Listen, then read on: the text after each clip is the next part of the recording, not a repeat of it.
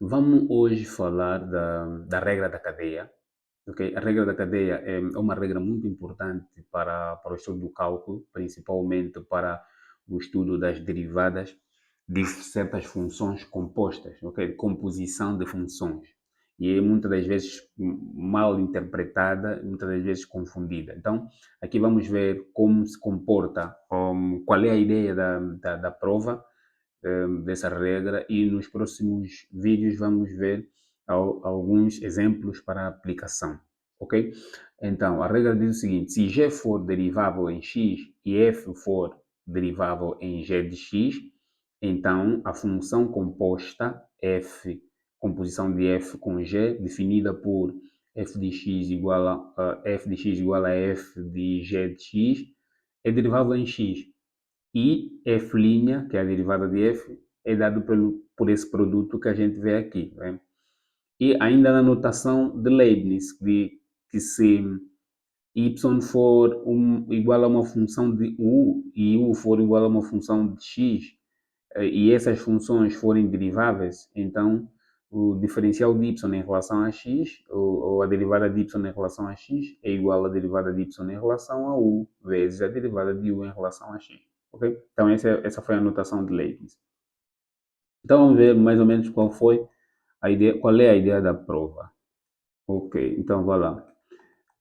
Para começarmos com a ideia da prova, vamos lembrar apenas que se y for igual a f de x, né? Se y for igual a f de x e x varia, e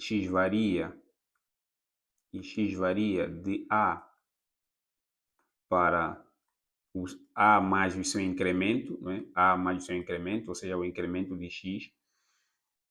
Então a gente podemos definir, ok? Definimos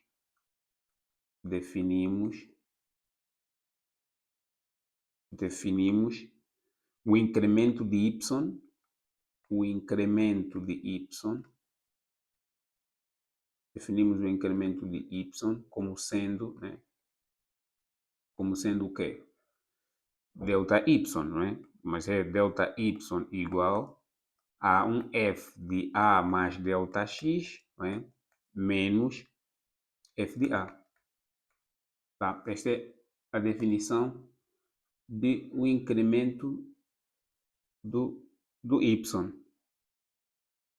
Agora, o que é que a gente vai utilizar aqui? É a definição de derivada.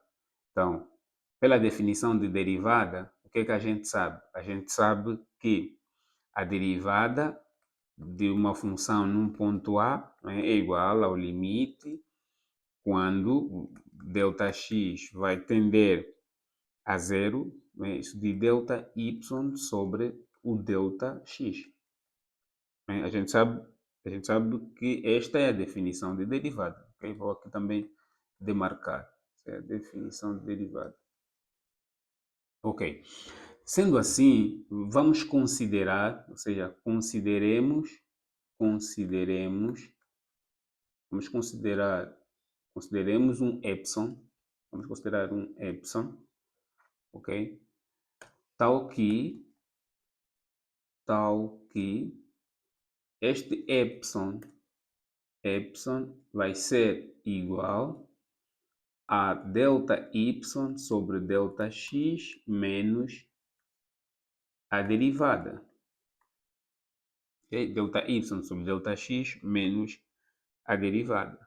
Okay? E vamos agora passando os limites para ambos os lados. Okay? Se passamos o limite para ambos os lados, nós vamos ter o limite de epsilon, okay? Quando Δx tender para zero, vai ser igual ao limite quando Δx tender para zero disto aqui, né? Delta y sobre Δx menos a derivada em A, né? Vai ser igual a isto aqui. Ok? Então, aqui o que é que a gente terá? O que é que a gente vai ter? Vamos ter o seguinte, que esta expressão aqui, o limite da soma ou da diferença é a diferença dos limites, né? Vamos ter o limite quando Δx tende para zero de ΔY sobre ΔX menos o limite quando ΔX tender para zero desta derivada aqui. Só que esta derivada aqui é uma constante. O limite da constante, né, é, da constante é constante, né, a própria constante. É aqui, vamos ter, isso aqui é a derivada da função em A, né, já vimos lá acima. E esta aqui também fica f de A, f' de A. O que isso vai dizer que é zero, ou seja, então esse limite aqui vai ser zero. Okay? Esse limite aqui, quando ΔX tende para zero, isso aqui vai ser zero. Ok? Conclui-se isso. Mas a partir desta igualdade aqui, vamos passar para aqui. A partir desta igualdade, a gente tem, deixa eu escrever, a igualdade é epsilon igual a ΔY sobre ΔX menos a derivada em A. A partir desta igualdade a gente tem, isolando aqui o ΔY, o que a gente vai ter? Vamos ter que o ΔY vai ser igual a f' de A ΔX, okay? Mais epsilon ΔX. Ou seja, é o mesmo que escrever ΔX, ok? F' de A mais delta. Ok? Vamos chamar essa equação aqui de equação número 1. Vamos precisar lá mais para frente. Então, vamos chamar essa aqui de 1. Ok? Isolando, temos esta expressão aqui. Pronto. Então, o que a gente vai ter que considerar de seguida? Em seguida, vamos supor agora, supondo que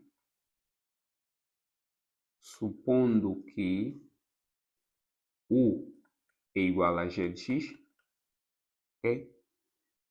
U igual a g de x é uma função derivável, estamos a considerar que são funções derivável, não é? Derivável, mas podemos escrever aqui, é derivável em A, e y igual a f de x derivável em B. Só que esse B vai ser igual a um g de A, ok? Esse B vai ser igual a uma função g de A. Bom, pronto. Agora, se ΔX for um incremento em x, como a gente considerou, ΔX é um incremento em x, ΔX é um incremento em x, ok? Significa que ΔY e ΔU também são incrementos em x, em y, né? incrementos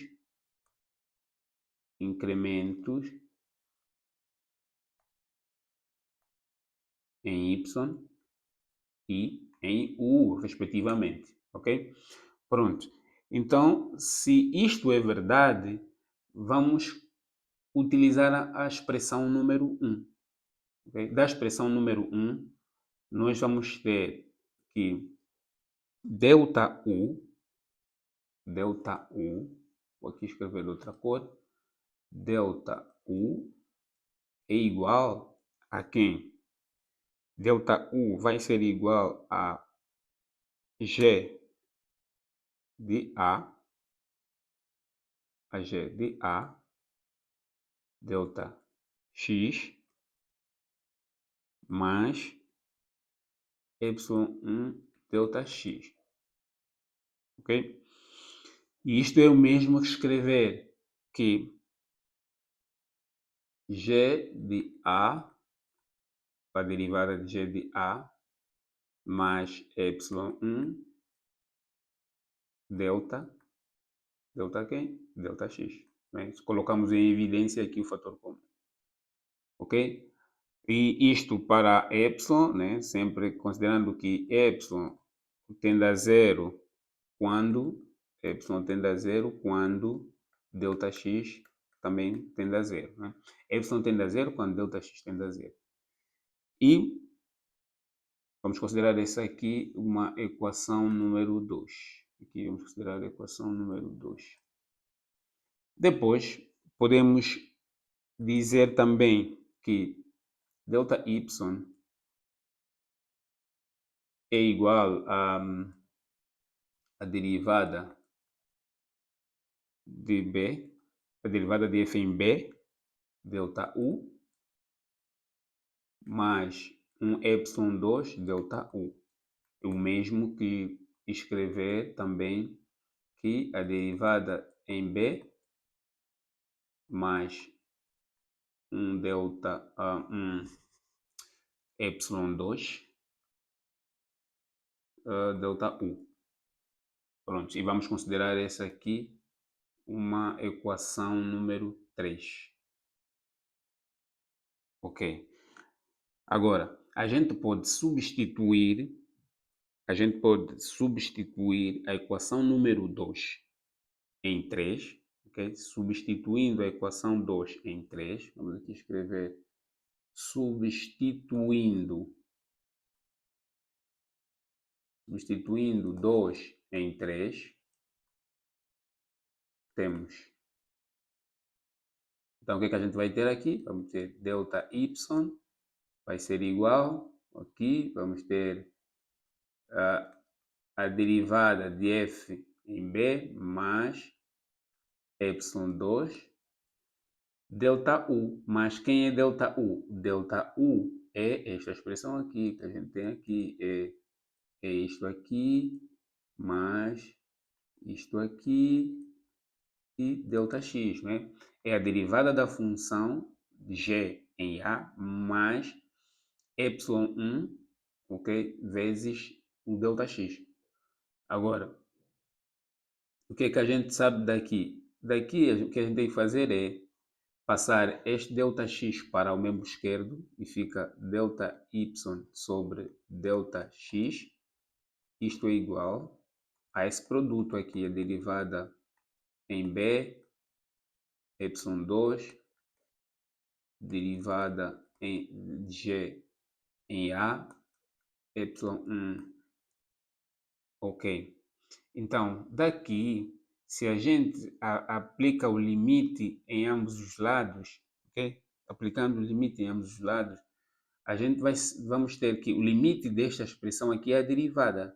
Okay? O limite dessa expressão aqui é a derivada de y, ou seja, é diferencial de y em relação a x, que é o limite que é igual ao limite disto aqui, limite quando Δx tende para zero de ΔY sobre Δx, ok? Que vai ser igual ao limite quando Δx tende para zero deste produto aqui, okay? Que é a derivada da função em B mais o y2, ok?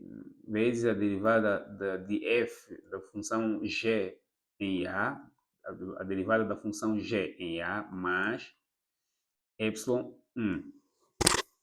Ok. Assim sendo, reparem que y1 e y2 tendem para zero. Ok? y1 e y2 tendem para zero.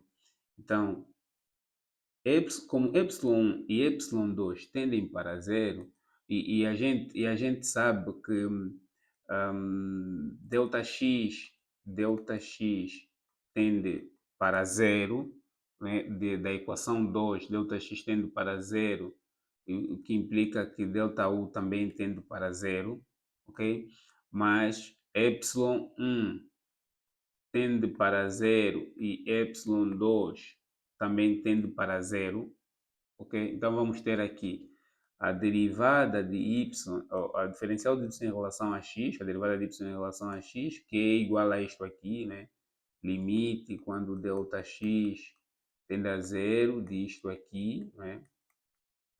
Aqui o que a gente vai ter é isto aqui vai tender para zero, isto aqui vai tender para zero. Então ficamos com esse limite aqui, ok? Ficamos com o limite quando o ΔX tende para zero desse produto aqui, né?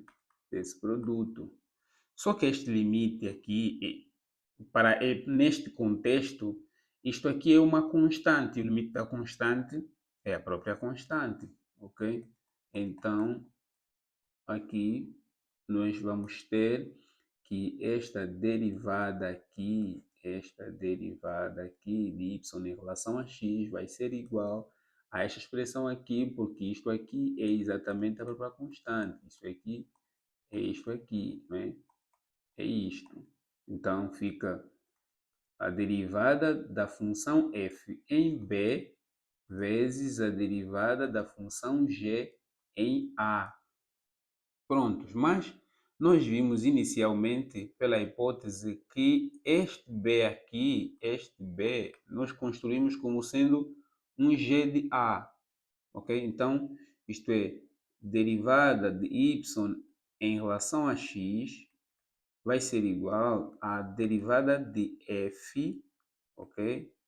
De g de a vezes a derivada de g de a, ok? Esta é a regra da cadeia. Esta é a regra da cadeia. Prontos? Até o próximo vídeo.